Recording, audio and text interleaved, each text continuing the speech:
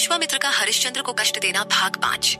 परिचय, इंट्रोडक्शन। हमारे चैनल विक्रम आदित्य में आपका फिर से स्वागत है। भाग 4 में हमने देखा कि राजा हरिश्चंद्र और उनकी पत्नी शैव्या ने श्मशान घाट पर एक दूसरे को पहचान लिया। अपने मृत बेटे रोहिताश्व के पास रोते हुए उन्होंने चिता में कूदने का फैसला किया, क्योंकि हरिश्चंद्र अपनी पत्नी को मार नहीं सकते थे। विश्वामित्र की क्रूर परीक्षाएं उन्हें तोड़ चुकी थी। भाग 5 में एक ऐसा चमत्कार होता है जो आपके रोंगटे खड़े कर देगा। हरिश्चंद्र, उनकी पत्नी और उनकी पूरी प्रजा को स्वर्ग मिलता है।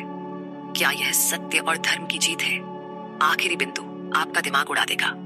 अंत तक बने रहें, वरना आप इस वीडियो का सबसे बड़ा सबक चूक जाएंगे। मुख्य कहानी, मेन स्टोरी। श्मशान घाट पर हरिश्चंद्र और शैव्या अपने मृत बेटे रोहिताश्व के पास खड़े थे। चिता तैयार कर रहे थे। दोनों ने परमेश्वरी विश्व की माता का ध्यान शुरू किया। वह माता जो अन्नमय आदि 5 कोशों में निवास करती है, मूलाधार चक्र में ब्रह्म स्वरूप में रहती है और करुणा की सागर है। लाल वस्त्र पहने विश्व की रक्षा के लिए विभिन्न हथियारों से सुसज्जित वह हमेशा तैयार रहती है। हरिश्चंद्र उनके ध्यान में डूबे थे। तभी इंद्र, धर्म, भगवान विष्णु, साध्य, विश्वदेव, मरुत, लोकपाल, चारण, नाग, गंधर्व, सिद्ध, रुद्र और अश्विनी कुमार वहां प्रकट हुए। उनके साथ विश्वामित्र भी थे, जो तीनों लोकों में घूमकर धर्म के अनुसार मित्रता करते हैं। इंद्र और अन्य देवताओं ने हरिश्चंद्र से कहा, हे राजन, सुनो, मैं ब्रह्मा हूं। यहाँ धर्म, भगवान विष्णु और विश्वामित्र मौजूद है। विश्वामित्र, जो धर्म के अनुसार मित्रता करते हैं, अब तुम्हारी इच्छाएं पूरी करना चाहते हैं। यह दृश्य आपके दिल को छू लेगा, लेकिन आगे जो हुआ वह और भी चमत्कारी है। अंत तक देखें, क्योंकि आखिरी बिंदु आपका दिमाग उड़ा देगा। धर्म ने कहा, हे राजन, तुम ऐसा खतरनाक कदम मत उठाओ। मैं धर्म हूं। तुम्हारी धैर्य, संयम और सात्विक गुणों से मैं संतुष्ट हूं, इसलिए मैं तुम्हारे पास आया हूं। इंद्र ने कहा, हे हरिश्चंद्र, मैं भी तुम्हारे पास आया हूं। आज तुम्हारी किस्मत अपार है। तुमने अपनी पत्नी और बेटे के साथ नित्य विश्व को जीत लिया है। हे राजन, जो मनुष्य के लिए असंभव है, उसे तुमने अपनी पुण्य कर्मों से जीता है। अब अपनी पत्नी और बेटे के साथ स्वर्ग में चढ़ो। इंद्र ने चिता पर पड़े मृत रोहिताश्व पर अमृत छिड़का, जो अब मृत्यु के प्रभाव को नष्ट करता है। तभी फूलों की वर्षा हुई और दुंदुभी बजी। रोहिताश्व चिता से उठ खड़ा हुआ। उसका पहला सुंदर शरीर लौट आया और वह शांत, स्वस्थ और संतुष्ट दिख रहा था। हरिश्चंद्र ने तुरंत अपने बेटे को गले से लगा लिया। हरिश्चंद्र और शैव्या को भी उनका पहला सुंदर रूप वापस मिला। वे वस्त्रों और मालाओं से सुसज्जित हो गए।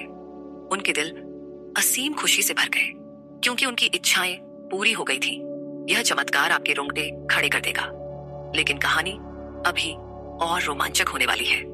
अंत तक देखें। इंद्र ने हरिश्चंद्र से कहा, हे भाग्यशाली, अपने पुण्य कर्मों के बल पर अब अपनी पत्नी और बेटी के साथ स्वर्ग में चढ़ो और अपने प्रयासों का पवित्र सुखद परिणाम प्राप्त करो। हरिश्चंद्र ने जवाब दिया, हे देवराज, चांडाल मेरा मालिक है। जब तक मुझे उसकी गुलामी से मुक्ति नहीं मिलती, मैं उसकी इजाजत के बिना स्वर्ग नहीं जा सकता। धर्म ने कहा, मैं ही वह चांडाल हूं। मैंने वह रूप धारण किया था और तुम्हें चांडालों का शहर दिखाया। मैं जानता था कि तुम दुख भोगोगे। धर्म ने आगे कहा, इतना ही नहीं, मैं ही वह ब्राह्मण था और मैं ही वह जहरीला सांप था जिसने तुम्हारे बेटे को डस लिया। इंद्र ने कहा, हे हरिश्चंद्र, अपने पुण्य कर्मों के बल पर अब उस स्थान पर चढ़ो जिसे धरती पर हर मनुष्य लालायित रहता है।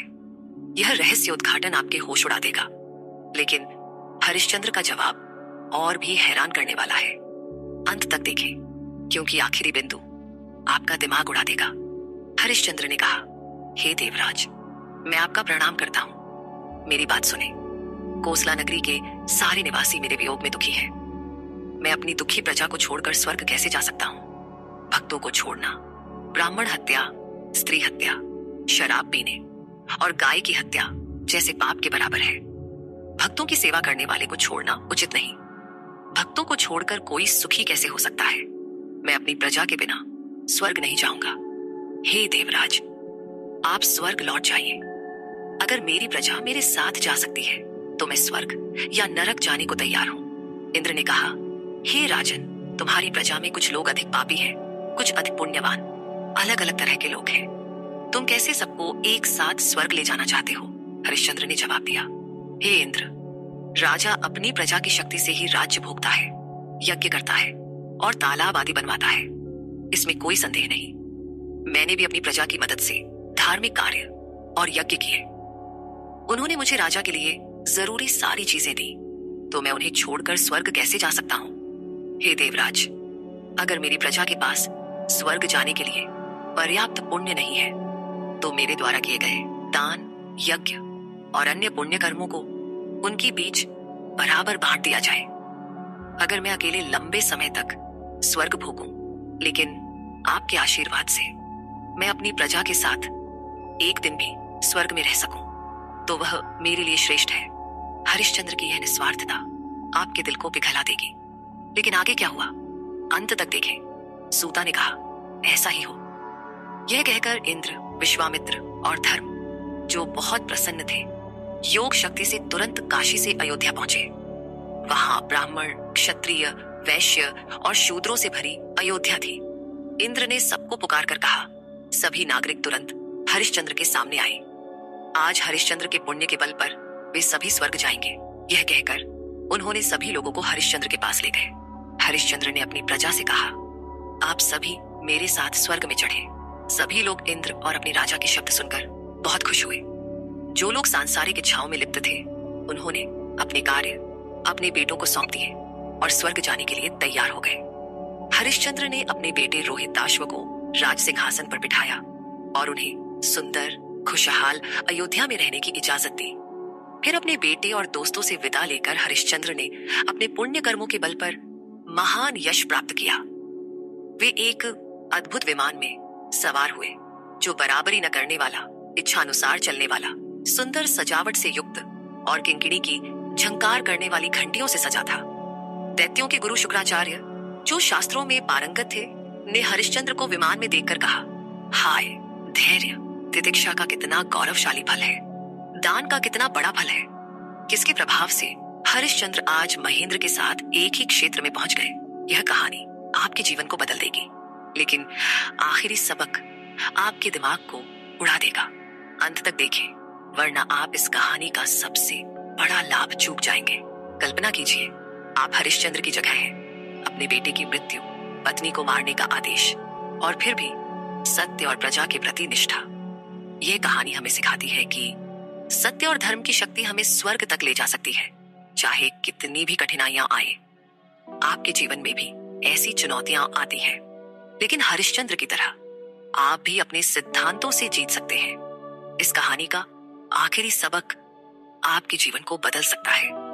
अंत तक देखें, अंतिम खुलासा और निष्कर्ष, फाइनल रेवलेशन एंड कंक्लूजन। अंत में हरिश्चंद्र की निस्वार्थता और सत्य ने न केवल उन्हें, उनकी पत्नी और बेटी को स्वर्ग दिलाया, बल्कि उनकी पूरी प्रजा को भी स्वर्ग की प्राप्ति हुई।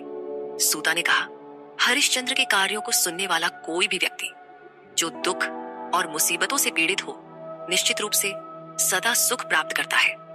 जो स्वर्ग चाहता है उसे स्वर्ग मिलता है, जो बेटा चाहता है उसे बेटा, जो पत्नी चाहता है उसे पत्नी, और जो राज्य चाहता है उसे राज्य मिलता है। यह कहानी हमें सिखाती है कि सत्य और धर्म की शक्ति हमें हर मुसीबत से पार कर सकती है और हमें ईश्वर के करीब ले जा सकती है। लेकिन क्या यह हरिश्चंद्र की कहानी का अंत था? क्या विश्वामित्र की और कोई योजना थी? जानने के लिए हमारे चैनल पर बने रहें, जहां हम ऐसी ही और प्रेरणादायक कहानियां लाएंगे। तब तक हमारे चैनल विक्रम आदित्य को सब्सक्राइब करें और इसे अपने दोस्तों के साथ शेयर करें, क्योंकि पवित्र शास्त्रों की कहानियां बांटने से अनंत पुण्य मिलता है। शुभ दिन।